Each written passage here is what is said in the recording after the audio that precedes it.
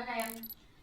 నేను చెప్పే టాపిక్ వచ్చేసి డైజెస్టివ్ సిస్టమ్. డైజెస్టివ్ సిస్టమ్ లో వచ్చేసి buccal cavity, oesophagus, liver, gallbladder, small intestine, large intestine, pancreas, stomach and rectum, anus ఉంటాయి. మనం వచ్చేసి ఎప్పుడైతే మనం when you eat food and drink water, మనం ఎప్పుడైతే వాటర్ ఫుడ్ తీసుకుంటామో it passes from the mouth into a long మసలర్.